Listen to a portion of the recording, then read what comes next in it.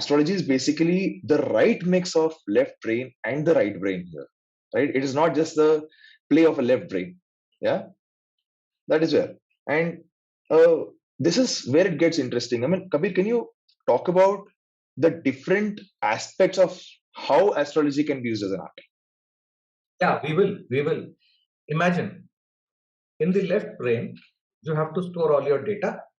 You have to Yeah. use it, practice it so well that it becomes a part of your DNA and comes from your subconscious, and your right brain tells you just by looking at, oh, this is the thing which it means. Right? Yeah. Yeah. But for that, there are so many things which needs to go into your left brain first. That is the start of the journey. Right? Yeah. Okay. Right. Now see, your entire zodiac system, entire universe, 360 degrees is covered, right? The entire sphere is covered in 360 degrees. These 360 degrees are covered by 9 grahas, planets, which we have already spoken about. We spoke about this in last class. Yeah. But at the back end of that, we already said there are 27 nakshatras. Now, if you divide it, mathematics will tell you each nakshatra is of 13 degree 20 minutes. And each nakshatra will be divided further into 4 divisions, which will be of 3 degree 20 minutes each, which make 108. Each pada. Each pada, charan, pada, which we say. 108 divisions. So 108 to 27 to 12 to 9. That is how the entire clock is running.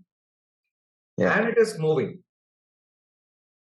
And you are born at a particular time where that your natal chart is made, that's your blueprint. It's not easy. Yeah. There are so many things which need to come out. Each graha or planet has its own portfolio or the kingdom it rules. They have their own powerhouses. Right? Each nakshatra and graha, they have multiple significations in terms of dhatu, material, mula, vegetation, jeev, human beings. Each sign has so many different significations, all the zodiac signs. Each house, they have so many different significations. Each sign is of 30 degrees, 12 rashis divided by the 360 degree divided by 12, 30 degree each. Right? Each house is also like that.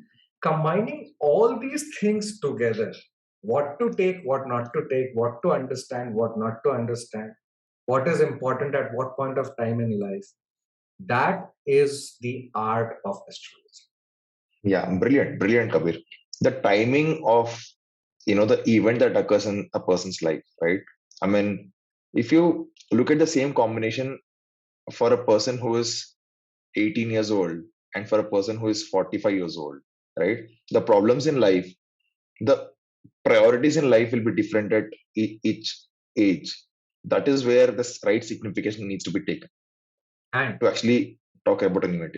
At the same time, with that, the astrologers or the person who is the student of astrology, their logic also needs to be taken. Their maturity also needs to be taken, because something which is we call as desh kal patra or time, place, condition needs to be looked into before we predict something. Correct. The natal chart is the static blueprint of your life. The dashas which run, they are the dynamic blueprints of your lifetime in this life. Yes. The transits are the dynamic movements. The planets are always moving. They are the dynamic movements which trigger the event. On top of that, you have to put desh kal patra or time, place, condition. Otherwise, you are going to face a big problem. Your prediction is not. Again, absolutely. Yeah. The combination of all of this is just what can actually make an event. Yeah. If, as you said, the student of astrology can actually blend in all these factors perfectly, only then he can actually, predict the right event in the right direction. So if for example, if someone points that an event might happen in the sign of Capricorn, which is actually very, strong right now, that is happening in the world at this point. And by the way, Capricorn is a war zone. Yeah, it is a war zone. We have to remember that. Yes. Yeah. Right now, Saturn has just moved into Mars Nakshatra. Capricorn is Yes. so many other. Which one to take? When to take? Yes, exactly. Yes. Yeah. That is what. And since Saturn moved into Mars Nakshatra, we thought there could be a war, and war has just started in Europe. Yeah. Right. At the same time, all the planets which are moving across 360 degrees, they have important pivotal positions in the chart. There Yes. are high energy points, there are low energy points. Right? Correct. Exaltation, debilitation, Mool Trikona, Digbal, Digbal. Sthan, all these Yes. terminologies are there. Retrograde planets, combust planets, all these things are there. You have to Even that accounts for Rashis as well. We call it Dagda Rashi. Dagda Rashi, right? Yeah. And in Rashi itself, there are so many things, right? Whether it's a water element, fire element, whether it's a Sattvic Rashi or Tamasic Rashi, so many things you have to keep in mind, right? Yes, yes. All these things will impact. Getting all these things together, your left brain works. As you go forward, it slowly transfers into your right brain, becomes your intuition and practice, and then you can say, this is coming out. That is how it works. Yeah. Astrology is always a combination of things, but this will at least give them a direction in terms of how to combine this. Now, just imagine, to take this point out, you could not have done it just by looking at one thing. You would have factored in a lot of things and then said, in one line, you are going to change your job or you're going to quit your job. Right? Yes. That is the art we are talking about. Yes. Right? Yeah. Now, say for example, Sun goes in the second house. What will happen? Yeah. Second house, let's see. Okay, let's combine the significations of Sun and second house. Yes. Second house indicates your family, your wealth, your earning capacity, right? Your speech. Accumulated wealth, money, speech. Yes. Right? Yes. The principles which you get from family. Yes. That comes in under the second house. Now there are so many things, and Sun represents so many things. So there are many things which will happen. How do you combine? That's the art. Exactly. Yes. The native will earn money, no doubt. Yeah. Because it's a malefic out there. Money will come. Correct. Yeah. So it is not only the place where the planet is sitting. You also have to look at where it is aspected. Aspects, yes. And what is conjuncting. We are not going to that level that conjunction will be there and this. Well, of course, we'll discuss in the subsequent episodes. In the subsequent episodes. But this is how the art works. Okay, let's take the example of exalted Venus. Exalted. How will a person with exalted Venus be? So Venus significations, right? Art, beauty, comfort, right? Luxury. Yeah. Right? Wife. Yeah, of course. The partner. Yeah. Girlfriend. Yeah. Right? Yeah. Trust. Higher level of devotion. Correct. All these things come under Venus. And a lot of other things, obviously. Yeah. And the DNA. DNA to hai. Right? Obviously DNA.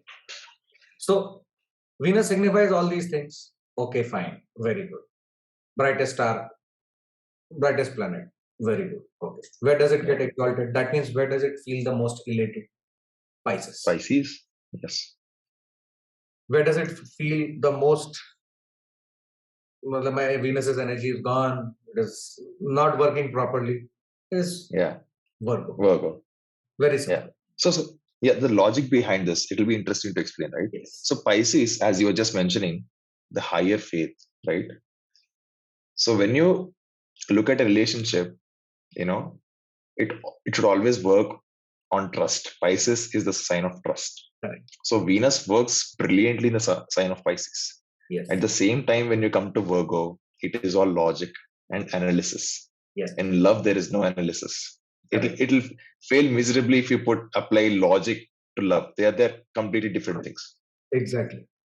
And that's the position of the Venus. So obviously, and Venus is refinement. Okay, it is refinement also. The most refined part of your body, your semen, is represented by Venus. Right? The food starts and then it comes and becomes. There is an entire process. Yes. That is represented by Venus, a refinement. Now just imagine what could a person be if he has an exalted Venus. Venus is in Pisces sitting there, right? His dignity will be amazingly high. He will lead a dignified life. Yes.